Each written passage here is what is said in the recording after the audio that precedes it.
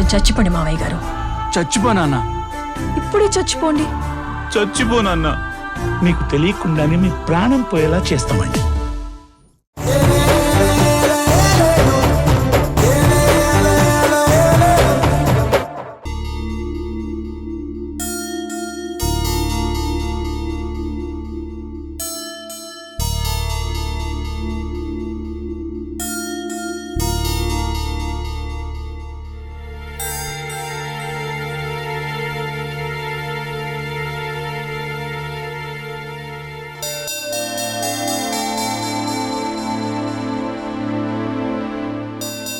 ఏంటి ఫోన్ తెగ ట్రై చేస్తున్నావు? ఎవరికి? మా అక్క ఇందుకి. ఇందుకా? అవును. ఇవాళ మా అమ్మ గుడికెళ్ళొస్తుంటే మా అక్క ఎదురుపడిందంట. మా అమ్మ ఇందు నెంబర్ తీసుకుంది. కానీ అప్పటి నుంచి ట్రై చేస్తున్నాను. పొద్దున్నుంచి మధ్యాహ్నం వరకు స్విచ్ ఆఫ్ అనే వస్తుంది. ఇప్పుడు అసలు కాల్ కూడా కనెక్ట్ అవ్వట్లేదు. అన్నయ్య, ఒకసారి మీ ఫోన్ ఇస్తారా? ఒక కాల్ చేసుకొని ఇస్తాను. నీ ఫోన్ ఉందిగా. మా అక్క నెంబర్ ట్రై చేస్తాను. నీ ఫోన్ నుంచి ట్రై చేస్తే కనెక్ట్ అవునప్పుడు రూటర్ ఫోన్ నుండి కాల్ చేస్తే ఎలా కనెక్ట్ అవుతుంది? మా అక్క నెంబర్ ఇచ్చాక మా నెంబర్స్ ఏమైనా బ్లాక్ చేస్తుందేమో అని నా డౌట్. మీ నెంబర్ ఎందుకు బ్లాక్ చేస్తారమ్మా? మా అక్క చాలా గిల్టీగా ఫీల్ అవుతుంది. మా అమ్మని కలిసినప్పుడు కూడా మా అమ్మ నెంబర్ అడిగినా వెంటనే ఇవ్వలేదంట. తను అవాయిడ్ చేస్తుంటే వదిలేయచ్చు కదా, ఎందుకు టెన్షన్ పడ్డం? అలా మాట్లాడతారేంటండి? తను మా అక్క. తన పిరికితనంతో అలా చేయకుండా ఉంటే బాగుండేది. అసలు మా అక్క తనకు తాను నిర్ణయం తీసుకొని పీటల దాకా రానిచ్చి పారిపోయి ఉండదు. వేరే ఎవరో మా అక్కని ఇన్ఫ్లుయెన్స్ చేసుంటారు.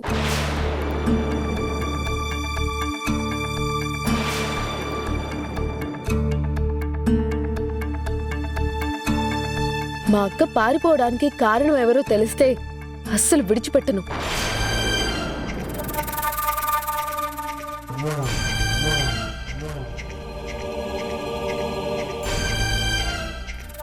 ఎవరో ఇందుని ఎందుకు ఇన్ఫ్లుయెన్స్ చేస్తారు?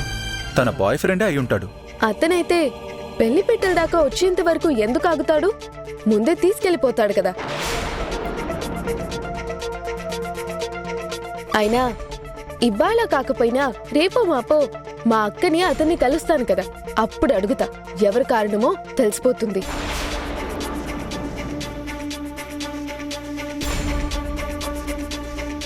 అమ్మా, నా ఫోన్ సిగ్నల్స్ ఇక్కడ వీక్గా ఉంటాయి. బయటికి ట్రై చేయి.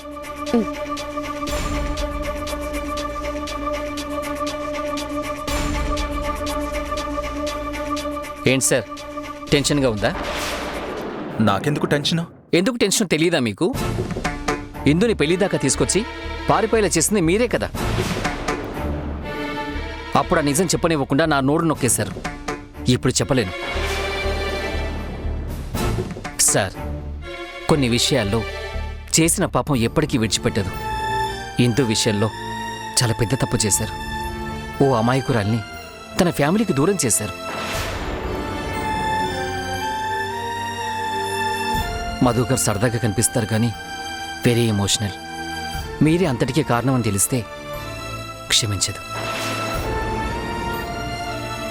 అలాంటి పరిస్థితి రాకూడదని ఆ దేవుణ్ణి కోరుకుంటున్నాను. అన్నయ్య, ఇదిగోండి మీ ఫోన్. ఏంటమ్మా, లైన్ కలిసిందా? లేదు. అయిందేదో అయిపోయిందని మీ నాన్నగారికి చెప్పి ప్రాబ్లం సాల్వ్ చేసుకో. అనవసరంగా జరిగిన దాని గురించి మీ అక్కతో డిస్కస్ చేసి ఫ్యామిలీలో గొడవలు ఎందుకు? మా నాన్న మా అక్కని క్షమించే స్థితిలో లేడు. మా అక్క చేసిన పనికి ఆయన కుమిలిపోతున్నారు. కనీసం మా అక్క తను కావాలని చేయలేదు, పలానా కారణంతో పారిపోవాల్సి వచ్చిందని తెలిస్తే మా నాన్నకు సర్ది చెప్పొచ్చు. అందుకోసమైనా ఏం జరిగిందని తెలుసుకోవాలి.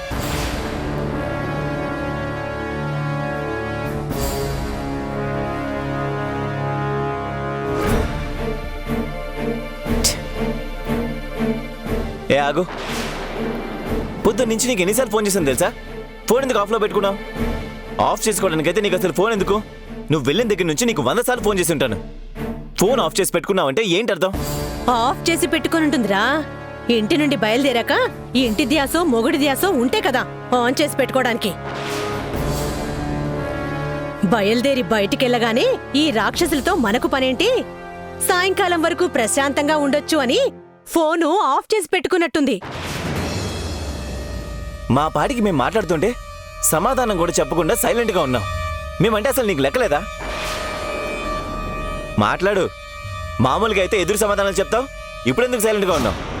నన్ను తిట్టడం వల్ల, నా మనసు గాయపరచడం వల్ల మీరు సంతోషంగా ఉంటారనుకుంటే నన్ను తిడుతూ మీరైనా సంతోషంగా ఉండండి. నా తలరాతలో ఎలాగో సంతోషం లేదు. మీ సంతోషాన్ని ఎందుకు పాడు చేసుకోవడం? నీ సంతోషానికి ఏమైంది? ఈ ఇంట్లో అందరికంటే ఎక్కువ సంతోషంగా ఉండేది తమరే కదా. లేదు, నేను ఎప్పుడైతే మా అమ్మ నాన్నల్ని మోసం చేసి నీతో పాటు వచ్చేసాను, ఆ రోజే నా సంతోషాన్ని కూడా వదిలేసి వచ్చాను. ఆ రోజు నుంచి ఈ రోజు వరకు బాధపడటం, ఏడవడం తప్ప వేరే వాటికి నా జీవితంలో చోటు లేకుండా పోయింది. నన్ను బాధ పెట్టడం వల్ల మీరు సంతోషంగా ఉంటామంటే ఉండండి, కనీసం కొంతమంది అయినా నా వల్ల సంతోషంగా ఉంటారనుకుంటాను. చూసావరా ఎన్నెన్ని మాటలు నేర్చిందో? నీ పెళ్ళాన్నిప్పుడు మనమంతా ఏకమై రాచి రంపాన పెట్టేసి మనం పైశాచిక ఆనందం అనుభవిస్తున్నామంట. ఈవిడగారు చేసే తప్పుల గురించి ఏమీ తెలియదు. నేనేం చేశాను? ముందు అడిగిన దానికి సమాధానం చెప్పు. నీ ఫోన్ ఎందుకు ఆఫ్ చేసి పెట్టావు? నేనేం ఫోన్ ఆఫ్ చేయలేదు. ఫోన్ పోయింది. పొద్దున్నే ఇంటి దగ్గర నుంచి బయలుదేరిన తర్వాత బస్ ఎక్కాను. బస్లో ఉన్న రద్దీలో ఎవరో నా ఫోన్ కొట్టేశారు. ఆహాహాహా, ఉన్న ఆ ఒక్క ఫోను పోయిందా? ఫోను కొట్టేస్తుంటే అది కూడా తెలియనంత స్పృహలో లేకుండా ఉన్నావా? ఆవిడకి అర్థం పోయింది. ఫోన్ పోతే మళ్ళీ ఎలాగైనా అప్పో సప్పో చేసి మొగుడు కొని పెడతాడనే ధీమా ఏమో. అప్పో సప్పో చేయడానికి కూడా ఇప్పుడు ఏం దొరకట్లేదు. ఆ విషయం తెలియట్లేదు మా ఆవిడ గారికి. ఆగు. నేను మాట్లాడుతుంటే నీ ఇష్టానికి అలా లోపలికి వెళ్ళిపోతుంటే దాని అర్థం ఏంటి? సరే, ఉన్నాను. ఏం చేయమంటారో చెప్పండి. తిట్టాలనుకుంటున్నారా? తిట్టండి. కొట్టాలనుకుంటున్నారా? కొట్టండి. లేదంటే చంపేయాలనుకుంటున్నారా? చంపేయండి. ఏ, ఏమైంది నీకు? మాటకి మాట సమాధానం ఇచ్చేదానివి, ఈరోజేంటి ఇలా కొత్తగా? అసలు నేనెందుకు బతుకున్నానో నాకే తెలియడం లేదు. ఈరోజు మా అమ్మ ఎదురుపడింది. నిన్నటి వరకు జీవోత్సవంలా ఉండేదాన్ని. మా అమ్మని చూసిన క్షణమే పూర్తిగా చచ్చిపోయాను. మా నాన్న కళ్ళల్లో ఉన్న బాధ, ఆయనకి నా మీద ఉన్న కోపం, ద్వేషం అన్నీ మా అమ్మ కళ్ళల్లో కనబడ్డాయి. తల్లి కాబట్టి ఆవిడ నా బాధను అర్థం చేసుకుని ఏడ్చింది. నా పరువు నిలబెడుతుంది, మా ఇంటి గౌరవాన్ని కాపాడుతుంది అని నమ్ముకున్న మా నాన్నని నట్టేట ముంచేసి నేను వచ్చేశాక ఇంక దేనికి నాకు ఈ జీవితం అవసరం లేదు. అందుకే చంపేయాలనుకుంటే చంపేయండి. ఏంట్రా ఇది? వాళ్ళమ్మ ఎదురుపడినట్టుంది. మొన్నటి వరకేమో ఈ పిల్ల వాళ్ళ చెల్లిని అమ్మా నాన్నల్ని కలవడానికి గాని రాజీ కుదుర్చుకోవడానికి గాని ఒప్పుకోవట్లేదు అనుకున్నాం. ఈ రోజు అనుకోకుండా వాళ్ళమ్మ ఎదురుపడితే ఇలా మాట్లాడుతుందేంట్రా? సర్లేమా, చూద్దాంలే.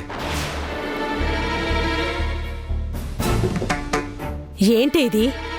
వీళ్ళమ్మ ఎదురుపడి కూడా మా నిల్లు వెతుక్కుంటూ రాకుండా అట్నుంచటే వెళ్ళిపోయింది. ఏం చేద్దామే? నువ్వే ఆలోచించాలమ్మా. ఇలాంటి విషయాల్లో నీకంటే తెలివైన వాళ్ళు ఎవరున్నారు చెప్పు? ఆలోచిస్తా.